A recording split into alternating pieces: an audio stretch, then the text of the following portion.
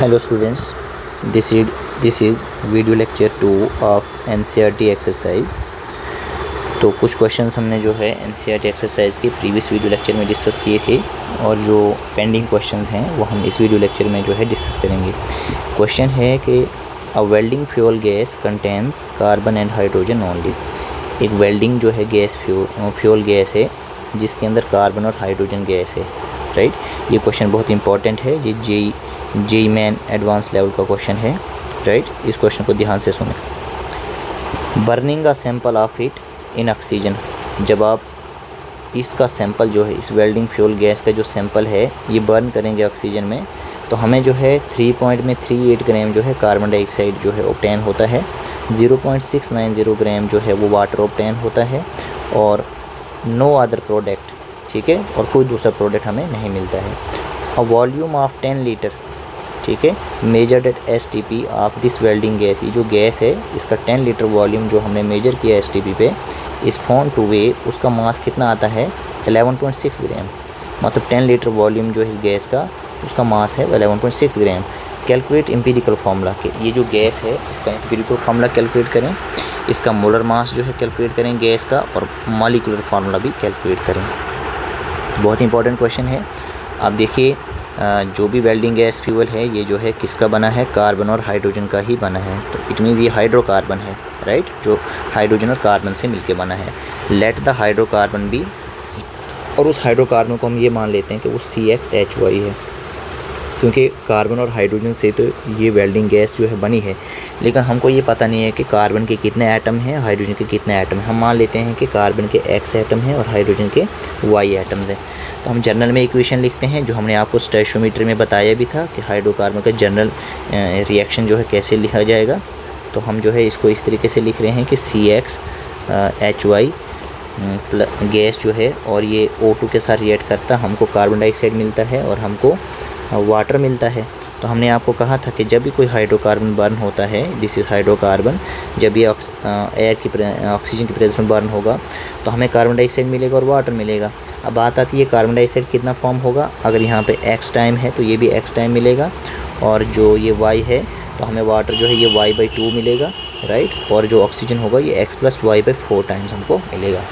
अब क्वेश्चन में जो है हमें डेटा गिवन है कि जो कार्बन डाइऑक्साइड है ये हमको 3.38 ग्राम मिलता है।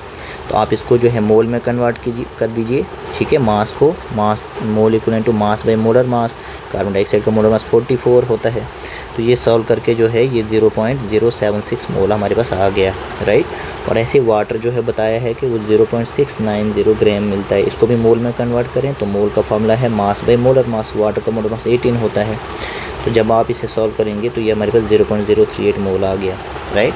अब बैलेंस्ड इक्वेशन के अकॉर्डिंग अगर हम देखें तो हमारे पास जो है as per the balanced equation moles of carbon dioxide divide by moles of water, अगर हम देखेंगे यहाँ से तो मोल्स ऑफ कार्बन डाइऑक्साइड जो हैं वो X हैं, ठीक है, बैलेंस इक्वेशन में, और मोल्स ऑफ वाटर जो है वो Y/2 है।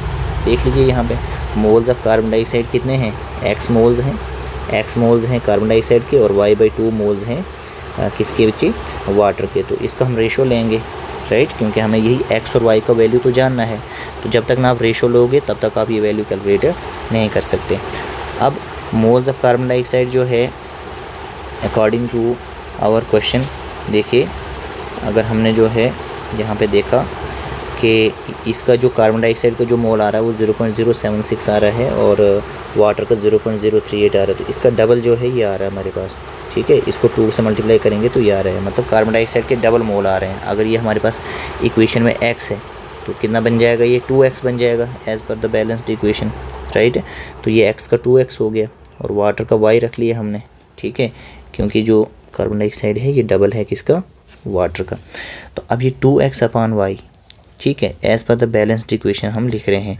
तो ये कार्बन डाइऑक्साइड का वैल्यू कितना आया मोल में 0.076 और Y का वैल्यू है 0.038। तो जब ये कैंसिल होगा तो ये 2 आ जाएगा, राइट। 2X/Y जो है ये 2/1 आ गया। तो जब आप इसको क्रॉस मल्टीप्लाई करेंगे 2X जो है ये 2Y के बराबर आएगा, और यहाँ से जो है 2 से 2 कैंसिल, और X का वैल्यू 1 आ गया। इट मीन्स जो X का वैल्यू होगा वही Y का वैल्यू होगा, राइट। यहाँ पे आपने जो है ये रिलेट करके चलना है, ठीक है। पहली बात तो ये याद रखनी है कि as per the balanced equation जो है आप लिख रहे हैं कि moles of carbon dioxide is two moles of water, तो ये तो बैलेंस्ड इक्वेशन बता रहा है हमको, राइट। लेकिन हम देख रहे हैं कि जो हमने ये डेटा कन्वर्ट किया मोल्स में, तो ये कार्बन डाइऑक्साइड के मोल डबल आ रहे हैं वाटर के मोल से। इट मीन्स जो है अगर वो x है तो वो 2x हो जाएगा वहाँ पे, ठीक है, कार्बन डाइऑक्साइड का, इसलिए हमने 2x/y लिख दिया। फिर ये जो वैल्यूज़ हैं हमारे पास इन टर्म्स ऑफ मोल है ना, जो हमने कन्वर्ट किया, तो इसके बराबर रख दिया। यहाँ से x और y जो है वो क्या आ रहा है, बराबर आ रहा है। 10 simplest ratio of carbon and hydrogen जो है वो 1:1 आ रहा है। तो मतलब हमें पता चल गया कि कार्बन भी क्या है, 1 है, और हाइड्रोजन भी क्या है, 1 है, ठीक है। जब दोनों का वैल्यू इक्वल है तो सिंपलेस्ट रेशो क्या हो सकता है, 1:1। 1 से सिंपल रेशो कोई दूसरा हो ही नहीं सकता है, ठीक है। 1 से कोई छोटा नंबर हो ही नहीं सकता, ठीक है। इसलिए सिंपलेस्ट फार्मूला जो होगा हाइड्रोकार्बन का वो CH4 होगा। जब वो CH4 है तो हमारा एम्पिरिकल फार्मूला जो है वो CH4 आ गया। अब एम्पिरिकल फार्मूला मास इसका क्या आएगा, कार्बन का 12 और हाइड्रोजन का 1, तो 13 आ गया, क्योंकि अब हमको मॉलिक्यूलर फार्मूला भी बोलना है, ठीक है। तो हम बाद में देखते हैं। अब वॉल्यूम जो सैंपल का है वो 10 लीटर दिया हुआ है, तो मास हम सैंपल का मास जो सैंपल का है वो 11.6 ग्राम है। तो मोल का फार्मूला यूज़ किया, मास पे मोलर मास, ठीक है। तो equivalent to volume at STP divide by 22.4 litre. अब देखिए मास बाई मोलर मास लिखा हमने, ये मास है डिवाइड बाई मोलर मास, और ये वॉल्यूम जो है गैस का इन लीटर्स, और ये 22.4। तो यहाँ से आप मोलर मास फाइंड कर सकते हैं, जिसको जब आप इसको सॉल्व करेंगे क्रॉस मल्टीप्लाई डिवाइड बाई 10, तो ये 26 आ जाएगा मोलर मास गैस का, जो भी हमारा गैस है। तो अब molar mass divide by molar mass that is molecular mass, ठीक है ना, जो भी हमारा मॉलिक्यूलर फार्मूला होगा दैट इज़ मोलर मास, ऐसे कैलकुलेट करना है। तो molar mass divide by empirical formula mass, देखिए ये 26 आ गया और ये 13 आ गया, तो ये 2 आ गया, तो मतलब ये n का वैल्यू होता है molar mass divide by empirical mass, ठीक है। तो n का वैल्यू 2 आ गया, तो रिलेशन होता है molecular formula equivalent to empirical formula multiply by 2। तो अब देखिए एम्पिरिकल फार्मूला CH आ गया, इसको 2 से मल्टीप्लाई करें तो C2H2 बन गया मॉलिक्यूलर फार्मूला, तो हमें मॉलिक्यूलर फार्मूला भी मिल गया, ठीक है।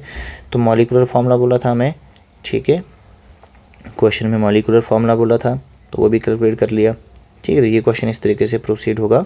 एम्पिरिकल फार्मूला CH आया, मॉलिक्यूलर फार्मूला जो है C2H2 आया, और इसने मोलर मास भी बोला था गैस का। तो जो भी हमारे पास गैस आ रहा है, जैसे एम्पिरिकल फार्मूला हमें पता चला CH, तो हमने इसका मॉलिक्यूलर फार्मूला लिखना है। तो empirical formula divide by molar मास हमने जो है मोलर मास निकालने के लिए हमने क्या किया, यहाँ पे ये मोल्स के फार्मूले जो हैं इक्वेट किए। सिंपल में बात याद रखनी है, क्योंकि ये मास वाला फार्मूला है मोल का और ये वॉल्यूम वाला फार्मूला है मोल का, तो इन दोनों को इक्वेट किया, ठीक है। क्योंकि मास आपस दे के रखा है और वॉल्यूम भी आपस दे के रखा है, तो मोलर मास यहाँ से आ जाएगा। जब आप इन दोनों को इक्वेट करेंगे, ये दोनों फार्मूले किसके हैं, मोल के हैं, तो यहाँ से आपके पास मोलर मास आएगा, राइट। अब नेक्स्ट क्वेश्चन जो है ये बन रहा है हमारे पास relation between molarity and mass of the solute के बीच में ये क्वेश्चन बन रहा है। कह रहा है calculate the mass of sodium acetate. Sodium acetate का फॉर्मूला है CH3COONA। कितना मास चाहिए हमको सोडियम एसीटेट का, required to make 500 ml of 0.375 molar aqua solution. Molar mass जो सोडियम एसीटेट का है वो क्वेश्चन में दिया है 82.025245 ग्राम पर मोल। तो देखिए मास जो सोडियम एसीटेट का है we have to find, volume जो सोल्यूशन का है 500 ml है, लीटर्स में कन्वर्ट करेंगे, डिवाइड बाई 1000 वो 0.5 लीटर आ जाएगा। मोलैरिटी जो सोल्यूशन की दी हुई है 0.375 मोलर, मोलर मास भी हमको दिया हुआ है। तो अब आप यहाँ पे मोल का फार्मूला लिखिए, ये मास वाला फार्मूला है, मास बाई मोलर मास, फिर पार्टिकल्स वाला फार्मूला भी लिख दिया, पार्टिकल बाई एवोगाड्रो नंबर, ठीक है। तो यहाँ से देखिए हम जो है मास बाई मोलर मास जो है ये फार्मूला ला रहे हैं, ठीक है। तो अब यहाँ पे ये मोलैरिटी का फार्मूला जैसे है हमारे पास, ठीक है, जैसे हमारे पास होता है molarity equal to number of moles of solute upon volume of solution in litre. तो मोल का फार्मूला ये भी बन जाता है ना, मोलैरिटी मल्टीप्लाई पे वॉल्यूम इन लीटर, राइट। तो हम नंबर ऑफ मोल्स की जगह जो है मोलैरिटी मल्टीप्लाई पे वॉल्यूम भी लिख सकते हैं इन लीटर्स, ठीक है। तो एक फार्मूला ये लिखा मास बाई मोलर मास, और ये मोलैरिटी मल्टीप्लाई बाई वॉल्यूम, क्योंकि ये भी मोल का फार्मूला है और ये भी मोल का फार्मूला है, तो दोनों को हमने क्या करना है यहाँ पे इक्वेट करना है। तो ये मास हमें फाइंड करना है, ये मोलर मास दिया है सोडियम एसीटेट का, मोलैरिटी क्वेश्चन में दी है, वॉल्यूम भी दिया हुआ है 0.5 लीटर। तो यहाँ से जो मास आ जाएगा सोडियम एसीटेट का वो आ जाएगा 15.38 ग्राम आंसर। इस तरीके से हमने ध्यान रखना है कि ये जो क्वेश्चन है it is based on the relation between molarity and मास। तो मोलैरिटी एंड मास का क्या रिलेशन है, तो इसलिए आपने मोलैरिटी का फार्मूला यूज़ किया, यहाँ पे एक तो ये मोलैरिटी वाला रिलेशन यूज़ किया, एक आपने मास वाला फार्मूला। तो ये जो है मास का फार्मूला है, जब मोल निकालने हो, मास गिवन हो, या मास के लिए मोल का फार्मूला है ये N equal to mass by molar mass, ठीक है। और एक मोलैरिटी का ये भी फार्मूला है। तो यहाँ से मोल कितना हो जाएगा, मोलैरिटी मल्टीप्लाई वॉल्यूम इन लीटर। तो यहाँ पे ये ऐसे बताया है, इसका कोई यूज़ नहीं है, आपको रिकॉल करने के लिए फॉर्मूले बताए हैं कि ये भी मोल का फार्मूला है, ये भी मोल का फार्मूला है, ये भी मोल का फार्मूला है। अब ये दो फार्मूले इक्वेट करने से हमारा आंसर जो है आ सकता है, पार्टिकल का फार्मूला यूज़ करने की ज़रूरत नहीं है। अब फिर से जो है हमारे पास जो क्वेश्चन आ रहा है मोलैरिटी और मास परसेंट की बेसिस पे आ रहा है। तो क्वेश्चन जो है ये 1.6 है एनसीईआरटी एक्सरसाइज का, कि calculate the concentration of nitric acid in moles per litre in a sample which has density 1.41 gram per milliliter and mass percent of nitric acid in it being 69%। तो हमको क्या है यहाँ पे, हमको जो है नाइट्रिक एसिड का कंसंट्रेशन बताना है इन मोल्स पर लीटर, ठीक है, सैंपल के अंदर। और सॉल्यूशन का जो डेंसिटी है वो दिया हुआ है, और जो मास परसेंट है नाइट्रिक एसिड का वो 69% है। तो मोलैरिटी जो है नाइट्रिक एसिड का हमको बताना है, डेंसिटी जो है गिवन है नाइट्रिक एसिड का सॉल्यूशन में 1.41 ग्राम पर मिलीलीटर, मास परसेंट नाइट्रिक एसिड का 69 दिया हुआ है, राइट, 69%, राइट। तो अब देखिए यहाँ पे एक रिलेशन याद रखना है, मोलैरिटी इक्वल टू 10 XD अपान में मोलर मास, ये रिलेशन आपने याद रखना है यहाँ पे इस क्वेश्चन के लिए, ठीक है। तो X का मतलब यहाँ पे मास परसेंट ऑफ सॉल्यूट होगा, राइट। तो अब देखिए मोलर मास जो नाइट्रिक एसिड का वो 63 ग्राम पर मोल होता है। अब वैल्यूज़ पुट करें, मोलैरिटी इक्वल टू 10 तो फार्मूले का है, और जो आपका मास परसेंट है सॉल्यूट का वो 69 है, ठीक है ना। ये 69 जो है that is mass percent of solute, उसी को हम फार्मूले में एक्स से रिप्रेजेंट करते हैं। तो 69 लिख दिया, डेंसिटी क्वेश्चन में दिया है, और मोलर मास जो है नाइट्रिक एसिड का 63 है। ये फार्मूला यूज़ करना है आपने।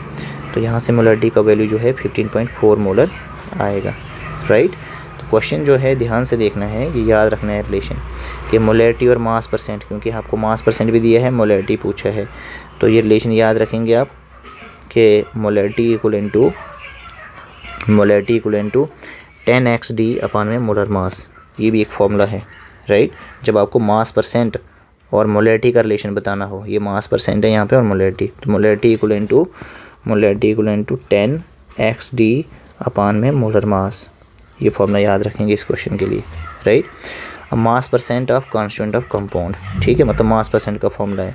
कह रहा है how much copper can be obtained from 100 gram of copper sulphate. अगर आपके पास कॉपर सल्फेट 100 ग्राम है, तो 100 ग्राम कॉपर सल्फेट में कॉपर कितना होगा। तो यूनिटरी मेथड से क्वेश्चन जो है सॉल्व होगा। देखिए इस क्वेश्चन में क्या है हमारे पास कि मास ऑफ कॉपर हमसे पूछा है। अब मास ऑफ कॉपर सल्फेट जो है वो 100 ग्राम दिया हुआ है, तो मोलर मास हम कॉपर सल्फेट का फाइंड कर लेते हैं। तो कॉपर का 63.5 होता है एक एटम का, सल्फ़र का 32 होता है, और ऑक्सीजन का 4 × 16, राइट। तो ये 159.5 ग्राम पर मोल जो है ये आ जाएगा इसका। अब हम देख रहे हैं कि 159.5 ग्राम जो हमारे पास कॉपर सल्फेट है ओवरऑल, इसके अंदर कॉपर जो है वो 63.5 ग्राम है, राइट। तो यूनिटरी मेथड यूज़ करते हैं कि यहाँ से 1 ग्राम के अंदर कितना होगा, तो 1 ग्राम कॉपर सल्फेट के अंदर जो है वो कितना कॉपर होगा 63.5 के डिवाइड में ये नंबर आप करेंगे, तो यूनिटरी मेथड से 1 ग्राम का पता चल गया, इतना आएगा। तो 100 ग्राम कॉपर सल्फेट के अंदर कॉपर कितना होगा, तो यही नंबर लिखेंगे 63.15 डिवाइड बाई 1, ठीक है। कॉपर कितना है डिवाइड बाई टोटल मास जो कंपाउंड का है कॉपर सल्फेट का, इनटू में 100 के लिए जो हम फाइंड कर रहे हैं मल्टीप्लाई करेंगे इसके साथ। तो ये डिवाइड करके ये सॉल्व करके जो है 39.8 ग्राम जो है कॉपर हमारे पास आंसर आएगा। तो यूनिटरी मेथड ये। अब ये क्वेश्चन जो है एवरेज एटॉमिक मास की बेसिस पे है 1.9 के एवरेज एटॉमिक मास जो है क्लोरीन का फाइंड कीजिए यूजिंग फॉलोइंग डेटा।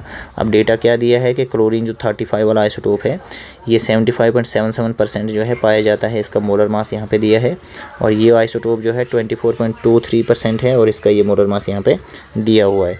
तो एवरेज मोलर मास कैसे फाइंड होगा, M1x1 + M2x2 + M2x3 divide by 100, ठीक है। M1 M2 M3 molar masses होंगे डिफरेंट आइसोटोप्स के, और x1 x2 और x3 जो है ये परसेंटेज एबंडेंस जो है दिया हुआ है।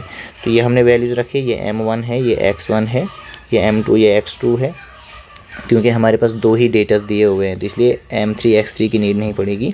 डिवाइड बाई x1 + x2 हमने वो 100 आ जाएगा टोटल परसेंट। तो ये सॉल्व करके जो है हमारे पास 35.4256 ग्राम पर मोल जो है ये आंसर आ जाएगा, राइट। तो अब नेक्स्ट क्वेश्चन जैसे हमारे पास यहाँ पे है, what are the concentrations of sugar in mole per liter if its 20 gram are dissolved in enough water to make a final volume up to 2 litre. तो अब यहाँ से आगे जो हम नेक्स्ट वीडियो लेक्चर में डिस्कस करेंगे, तो इस वीडियो लेक्चर को यहीं पे स्टॉप करते हैं। Okay, thank you.